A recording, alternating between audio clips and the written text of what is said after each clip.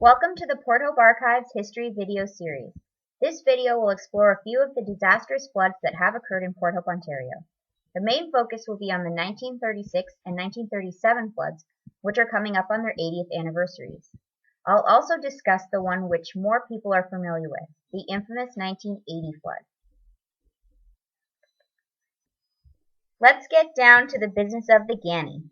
The term Ganaraska is roughly taken from the Iroquois version of the word meaning spawning ground. It is also noted to be the name of the fishing village that originally occupied the land that is now downtown Port Hope. The river itself has its headwaters in the Oak Ridges Moraine and ends at Lake Ontario. It is famous for attracting anglers during the salmon and trout seasons. The Ganaraska River Fishway is a fish ladder that allows fish to travel upriver to spawn. Our Gani prompted visits from French fur traders and others of European descent until Peter Smith popped by in the late 1780s. While he decided early on that he couldn't hack it in the wilderness and moved to Kingston, he left his mark on the area by renaming the river Smith's Creek in 1791. Millers soon found Smith's Creek to be the perfect place to set up shop, and so the communities of Hope and Port Hope were soon formed. Now we've got to get back to the matter at hand, the many floods of Port Hope's past.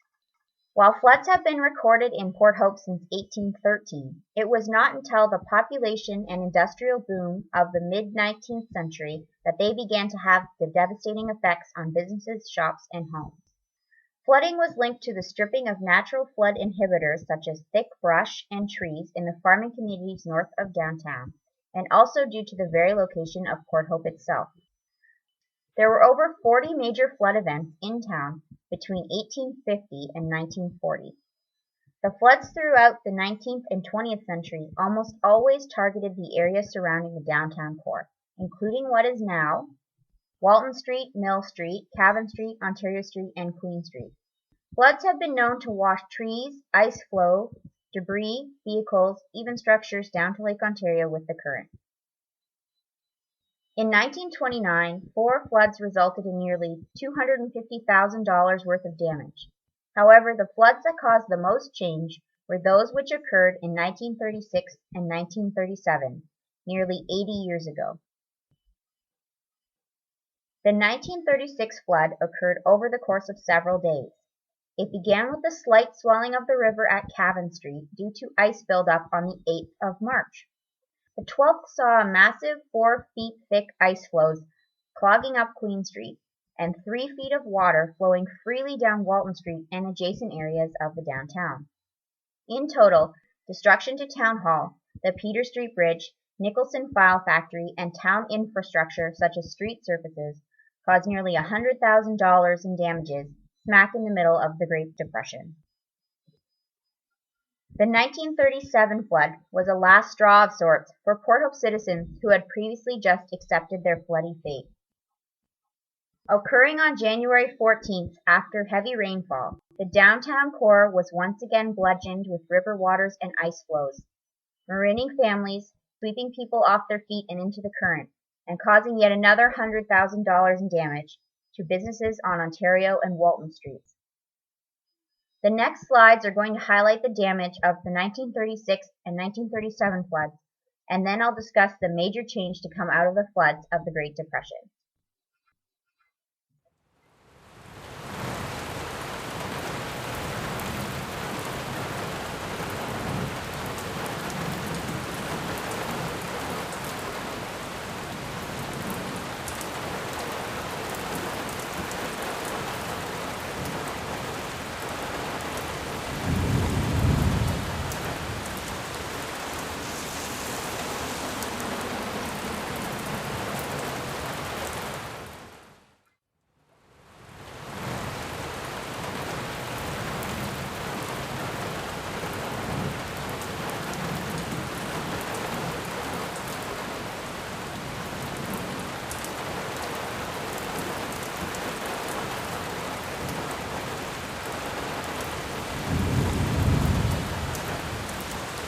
This is a section of a profile map created by an engineering firm hired to study the flood of 1936 and the layout of the Ganaraska River.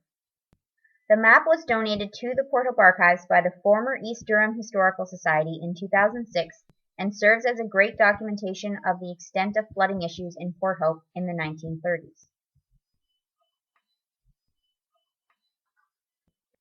Between the floods of 1936 and 1937, the damage was astronomical for a town already suffering the effects of the Depression, sitting at just over $200,000. It was stated in the Port Hope Evening Guide in 1937, merchants and property owners of Ontario Street said the municipality will be held responsible for damages resulting from future floods on the basis that nothing tangible has been accomplished to remedy flood conditions.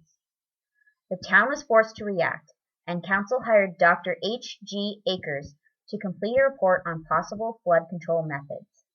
The federal and provincial governments also stepped in to some extent. The Federal Committee for Post-War Reconstruction hired A. H. Richardson to produce the Ganaraska Report.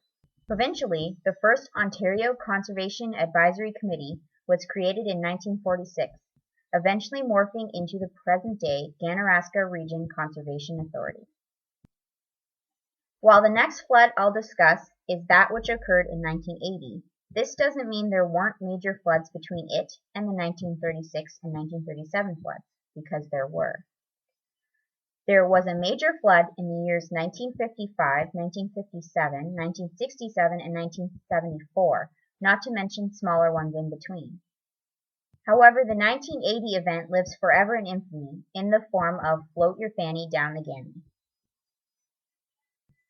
According to an article by Gordon Carruthers of the Ganaraska Region Conservation Authority, he parked his truck on Queen Street, running into Town Hall for only a minute, and looked out to see the river running down the street.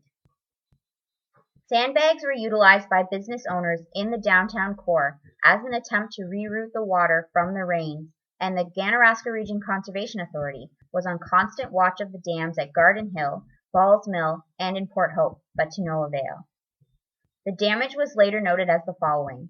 Many shops on Ontario Street were flooded. The Simpson Sears mail order office collapsed in on itself. A 3-foot wall of water descended on the shops down Walton and Queen Street. Cars floated down the street, and giant holes were ripped into Torval Terrace, the old fire hall, and the service station at the corner of Walton and Mill Street. In total, it was estimated to be $10 million in damage.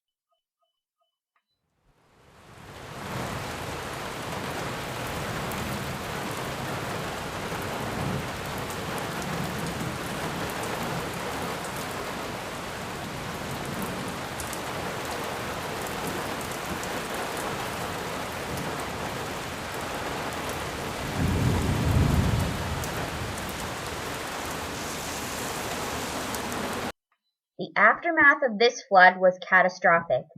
Several historic buildings were ultimately lost, including Torval Terrace and the 150-year-old fire hall on Walton Street. Other non-historical buildings were also demolished, including Durham Motors, the BA service station on the corner of Mill and Walton Street, and the Sears mail order office on Ontario Street. These images are of the destruction and demolition of the 150-year-old fire hall, which was severely damaged during the flood. Torval Terrace on the right and the fire hall were both torn down to make room for green space along the river, a project that was funded and led by the Ganaraska Region Conservation Authority. Members of the community undertook recovery efforts to help the downtown revive itself after the 1980 flood. Advertisements such as these were sponsored by local business owners in an attempt to rebuild the downtown through active fundraising. Tickets for a draw were even sold, the top prize being a trip for two to Vancouver, British Columbia. Volunteers came down in droves to assist with the immediate cleanup, so many that Mayor Bill Wyatt claimed some had to be turned away. For several years after the flood, recovery efforts continued. An audio record was even created with the song titled Float Your Fanny and a documentary about the flood. Out of the horrible flood of 1980 was born a yearly festival to commemorate it, Float Your Fanny Down the Ganny. Held every spring, the race finishes north of the Walton Street Bridge, which was rebuilt to accommodate the green space surrounding the new flow of the Ganaraska River. If you are interested in more information on the history of floods in Port Hope or the Ganaraska River, please contact us at the Port Hope Archives.